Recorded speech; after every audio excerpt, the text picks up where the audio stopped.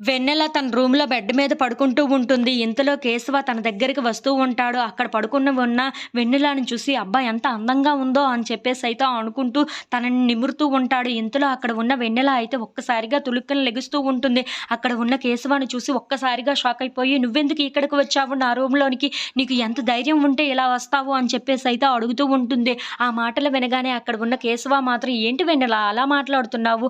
నేను నీకు కాబోయే మొగుడిని కదా! నువ్వు ఇలా మాట్లాడవచ్చా చెప్పు? ఇదిగో నీకోసం గిఫ్ట్ కూడా తీసుకొని వచ్చాను. ఇదిగో తీసుకో" అని చెప్పేసైతే ఇస్తూ ఉంటాడు. ఆ మాటలు వినగానే అక్కడ ఉన్న వెన్నెల మాత్రం ఏది తీసుకోకుండా అలా నించుంటూ ఉండిపోతుంది.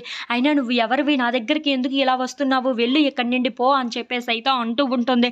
ఆ మాటలు వినగానే అక్కడ ఉన్న కేశవ అయితే చాలా కోపంగా "ఏంటి పో అంటున్నావు?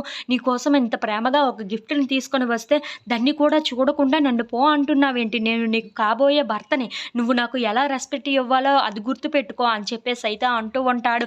ఆ మాటలు వినగానే అక్కడ ఉన్న వెన్నెల అయితే ఒక్కసారిగా షాక్ అయిపోయి కేశవ వైపు అలా చూస్తూ ఉండిపోతుంది. "ఇక్కడ నువ్వు కాదు, లేదు అంటే కుదరదు. ఇది మా ఇల్లు. మాకు నచ్చినట్లుగా నువ్వు ఉండాలి" అని చెప్పేసైతే అంటూ ఉంటాడు. ఆ మాటలు వినగానే అక్కడ ఉన్న వెన్నెల అయితే ఒక్కసారిగా షాక్ అయిపోయి కేశవ వైపు అలా చూస్తూ ఉండిపోతుంది.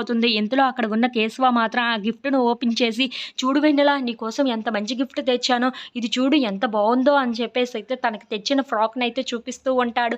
అది చూడగానే అక్కడ ఉన్న వెన్నెల అయితే ఒక్కసారిగా షాక్ అయిపోతూ ఉంటుంది.